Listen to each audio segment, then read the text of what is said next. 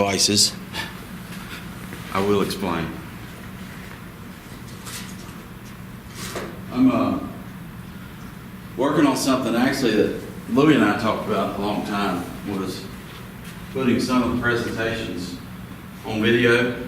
Not that anybody would actually want to view them, but I've started, I built a website that is going to be kind of a leadership resource, and it's down the road, but I'm building content for that website, so that's why I'm trying to record some of the presentations. But that's the reason. So hope it's okay for everybody. So how's everybody doing? Good, great. Everybody know me? Anybody not know me? Good. Did the introduction. So Ed called me weeks ago, told me about this. Weeks ago, told me. No, just kidding. I'm always honored when anybody asks me to speak, even if it's just for entertainment purposes. I'm still honored to be here. So, you know, it looks like it's going to be an interesting slideshow, right? If you've been to any of the Project 14 stuff, I actually told a little story about the school bus one time, but I've never done this presentation. I've been saving this presentation. So, I hope Ed wanted me to come speak because I really enjoy speaking about leadership. That leadership is something I'm very passionate of. I think we need more instruction and leadership engagement in law enforcement. I think law enforcement is full of really good managers. That's what most of us do every day in law enforcement. We manage situations or brush fires or crime scenes. But the leadership aspect is something that's separate. So, as many of you know, the story of me getting interested in leadership came when I realized that I was working for a boss that was extremely toxic. He was a micromanager. He had been, let's just say he'd been promoted past his means, if you know that type of individual that had no business telling people what to do. Not something that you didn't want to follow this guy, you didn't want to take orders from this guy. Most people in the building knew more than this guy.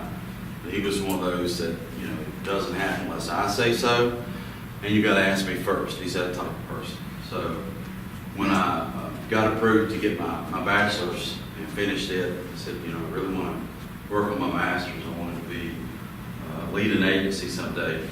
So I chose leadership and management. And ever since then, I've just been fascinated with the different leadership styles and the processes that it takes to be a great leader. As an example, not to call out your sheriff, but 10 years ago, did he see himself being the sheriff of Montgomery County? Probably not. The opportunity arose and he jumped on it. Now, he will tell you he's not the smartest person in the world. I don't mean that in a bad way. That's a good way. So what do leaders do to be successful? They put strong people around them, right?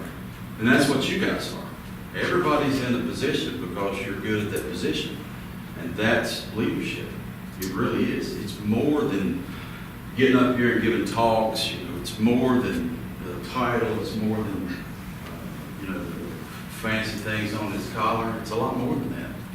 Leadership is engagement. Leadership is being an example.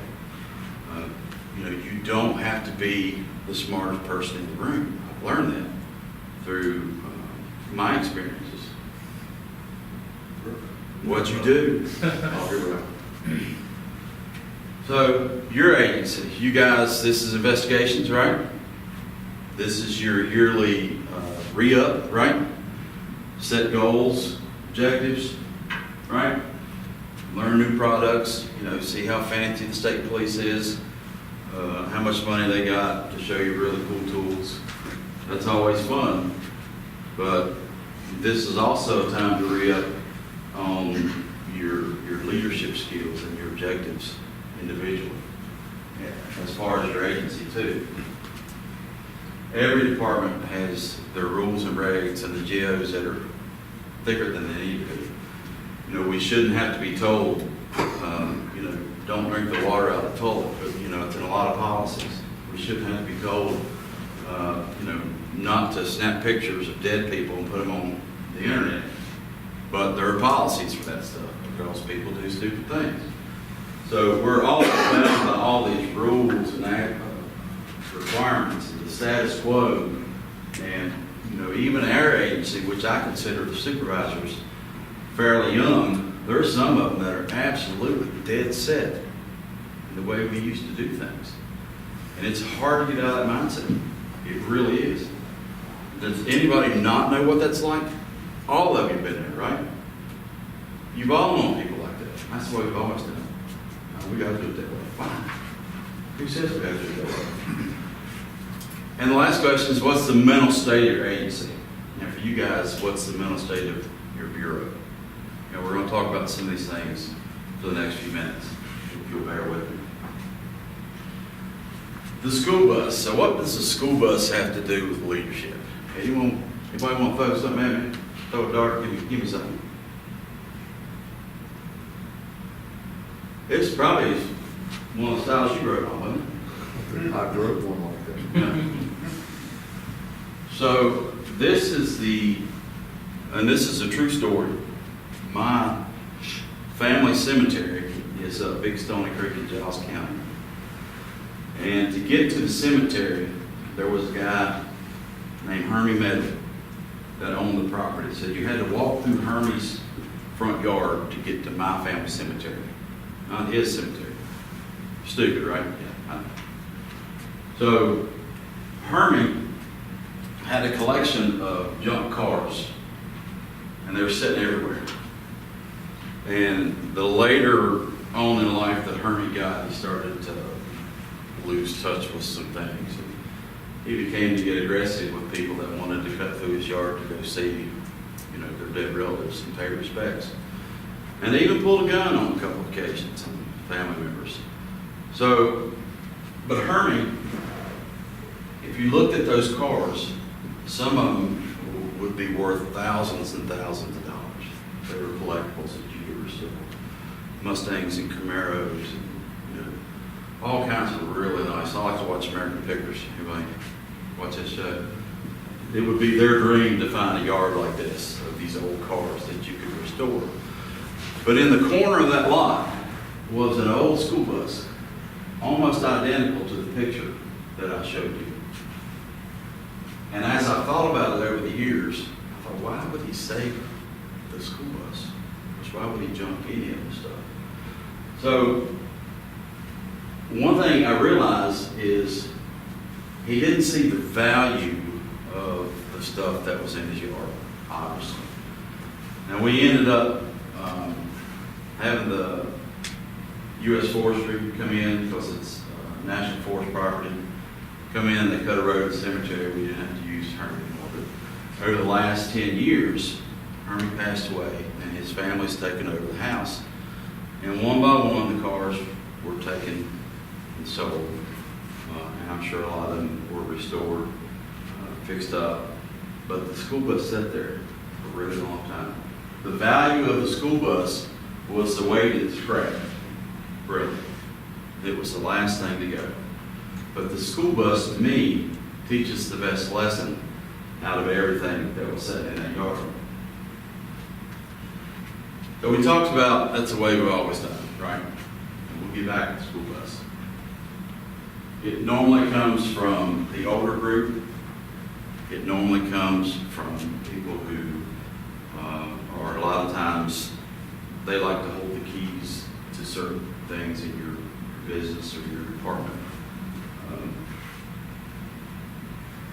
Left behind by a lot of technology, you know, people like that. Anybody in here techno challenged? Yeah, left behind. If you really put the effort in, could you have stayed with the technology as it progressed? If you really applied, sure you could. We all could. But it wasn't something that we were interested in, or wasn't something that you really wanted to be involved in, is to stay with that technology. And that's just like law enforcement. It's just like that old bus. You know, Or are you one of those that's stuck in the yard like the school bus? You know, and what's your value to your department? So the common philosophy, especially in law enforcement, is people don't keep up with the changes. They don't keep up with the, I hear it all the time. I don't know how to do that stuff. Somebody else can do it. I don't know how to do it. That equipment that the state had, would anybody be comfortable walking in tomorrow at a crime scene, plugging that bad boy in, and then coming back and being able to analyze the data? No, it's a process, right? That's what leadership is. That's what our careers are, processes. So any department, no matter how aggressive or progressive, have people that are stuck in the yard. The leadership style. Can we manage people, supervise and lead people like we used to be able to? The new generations that are coming out of college, coming on board. It's a different breed, right? A lot of people ask me, what's your leadership style? You teach all this leadership stuff. What's your style? And I said, situational. Depends on who it is and what we're doing. Is to the style of leadership. It has to be based on the situation. And what I don't want to get into a situation is where all our leaders is that old boss, the bus that's lost its usefulness. So we can all upgrade. And the way I interpret today is refresh and upgrade. When you're thinking, on your goals, on what you want to accomplish, the equipment you want. After today, do you want to talk him into buying that equipment? And how much you're going to use the equipment? If you had to pick between that $15,000 for that, or $15,000 for, computer forensic equipment, or a new crime scene van, what's your argument going to be? It's something that we all have to face. I know that Montgomery's got plenty of money, right? Budget's unlimited.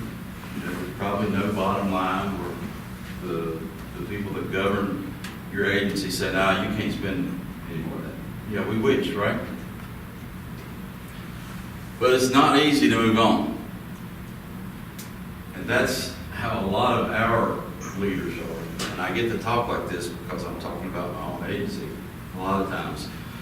We've got guys that are a lot younger than me that are still stuck in the old way of doing things. My chief came, he gave the bureau supervisors like me the ability to do our job more.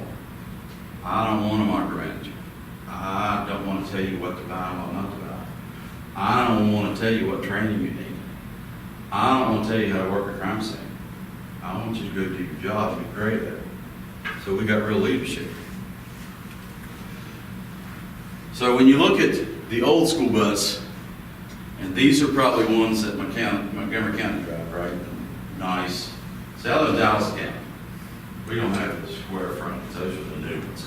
So what don't you see in this picture, school bus wise? We all sleep?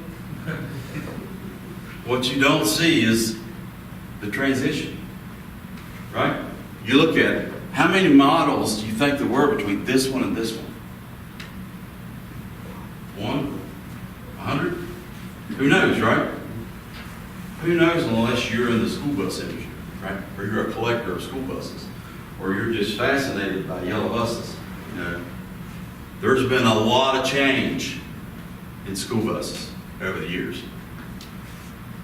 Much technology has changed. Safety features, the seat belts, the lights, the carbon emissions, the seating capacity, comfort, style, efficiency.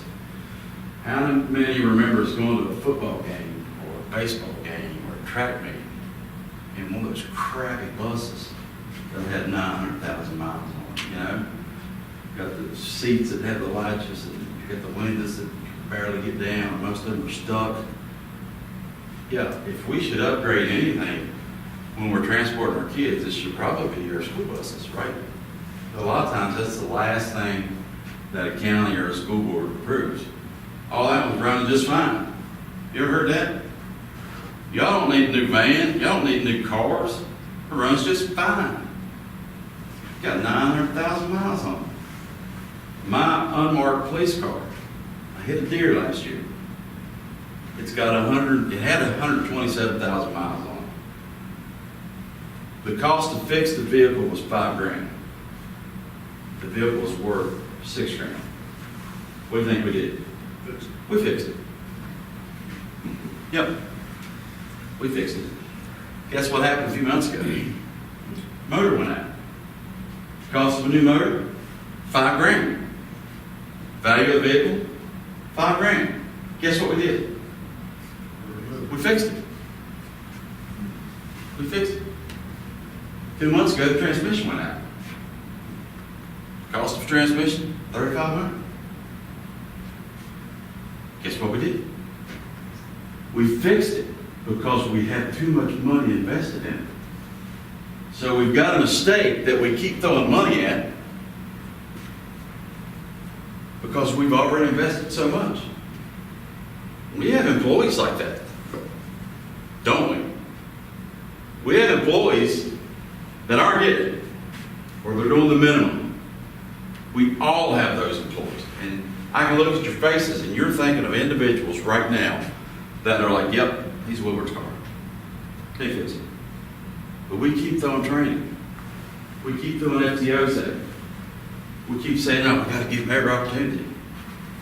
We got too much invested, right? We don't want to send people to the academy because you don't get their use for a year, right?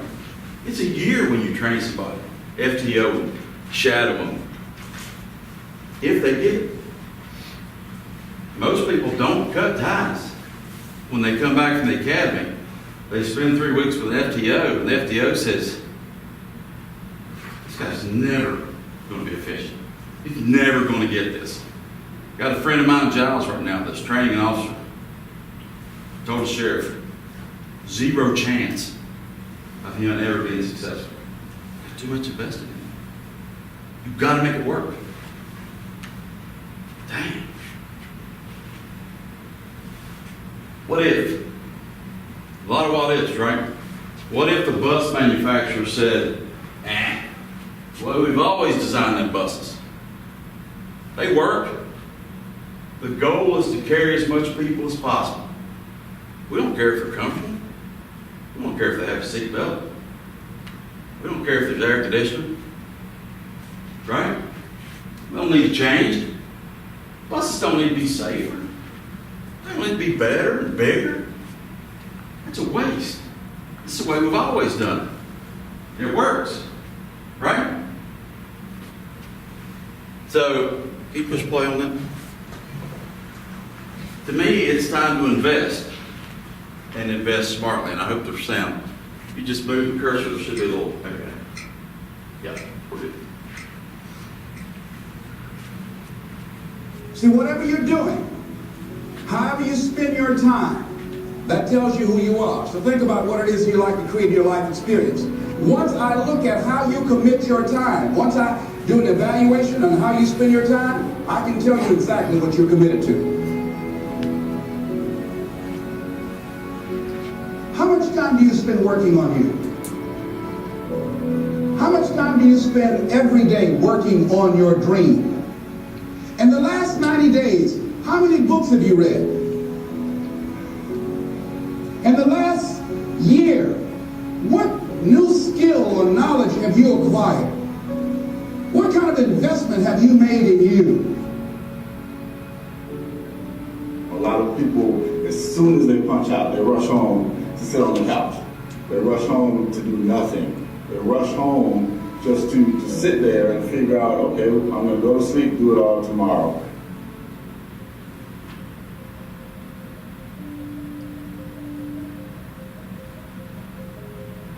You have to give it everything you got. No more TV, no more parties, no more plans. If you have a 4.0, what you need to be doing is studying.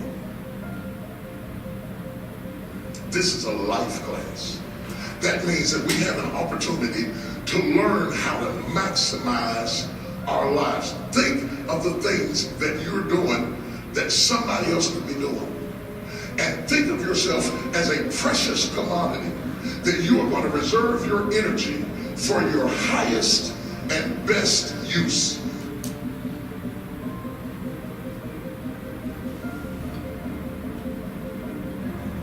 successful people had the exact same amount of time that you have each day. So what did they do that you may not be doing? They invested in themselves. On the weekends, after work, in the evening, they put time in something that they wanted to do. They invested their own time in themselves.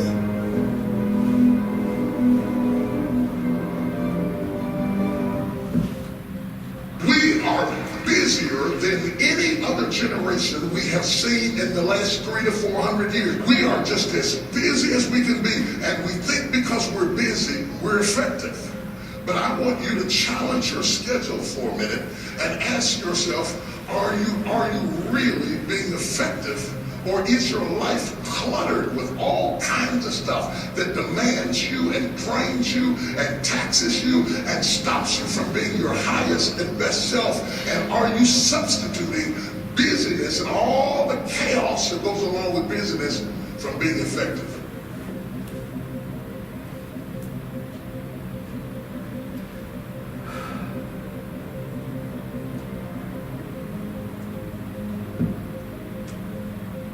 It takes time to be creative. You were meant to be creative. You were created in the likeness and the image of a creator, and in that likeness and in that image, you have creativity. If you had time, you would be creative. The most important thing is to value our time. So what are you going to do with this time? How much of it do you think you've already used up? What are you going to do today?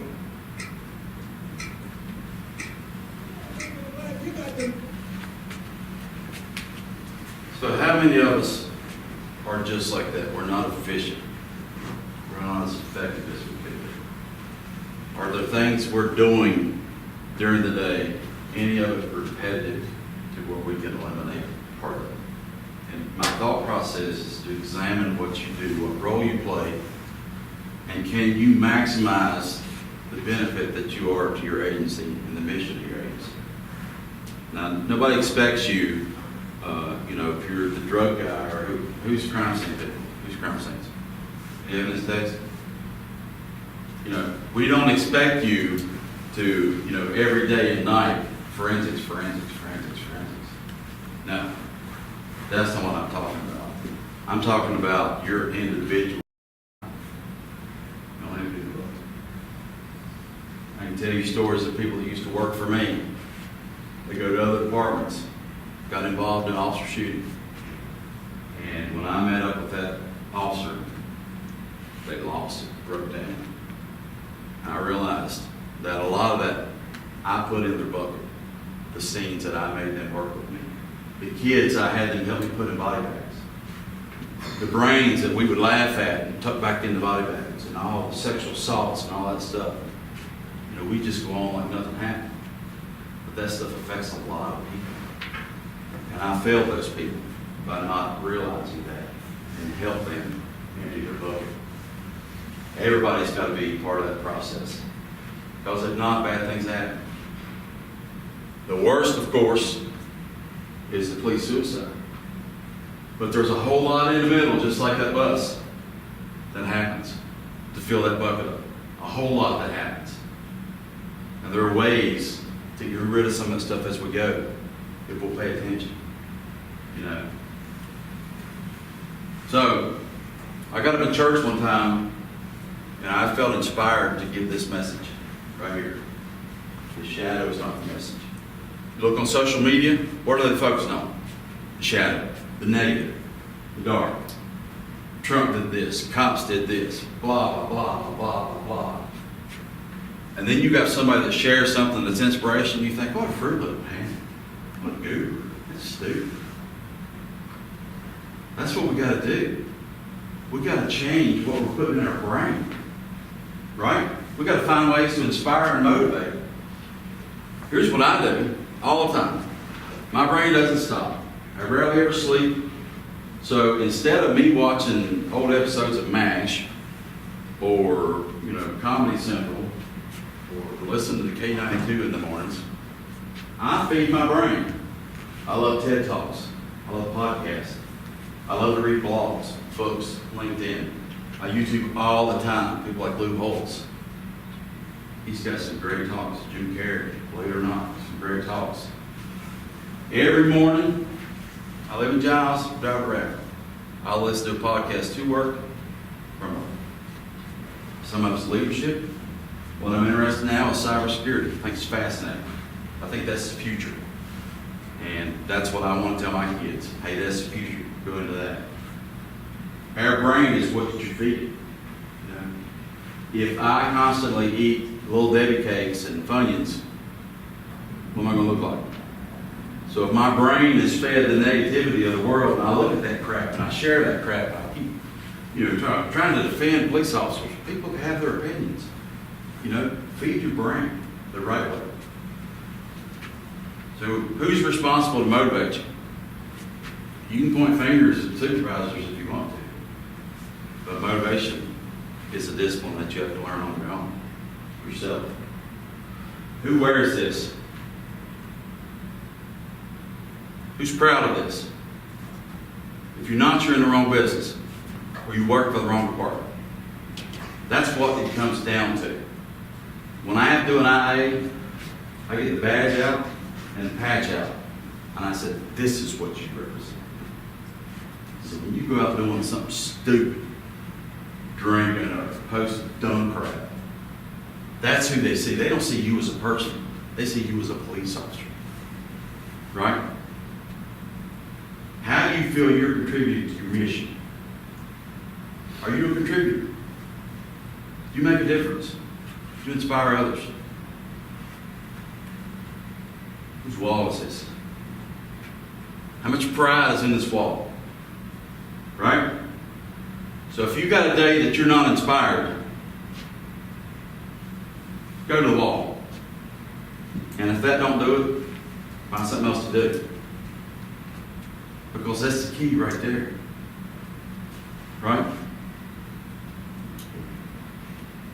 I mean, the man died serving his community.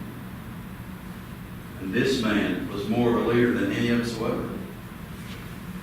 But both had influence on everybody they were around. And they still do. So know what you represent. Right? Know that there are all kinds of young people that want your job, that admire you for what you do, your service to your community. Don't believe the small, ignorant percentage. They're the smallest percentage, but they're the loudest, and we know that. It's easy to get caught up in that. Don't do it. Don't do it. Always work on improving. You are a critical part, not only in the mission of your agency, but to the region, to law enforcement. We need to recruit people that we trust. We need to shape young minds that want to be police officers. It's easy to say, no, I don't have any intern opportunities. No, we're good, we're full. No, when you meet somebody that you think can make a difference, help them. Help them along the way. And finally, continue to hold on. Because that's what you're doing until somebody comes take your place. Thank you.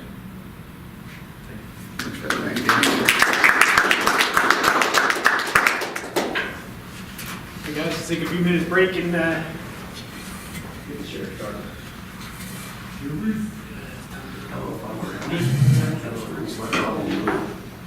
You just talk, baby. Everybody listen to you talk. Half of them were asleep when I was talking. Did you see them? Drooling on themselves. That's really good.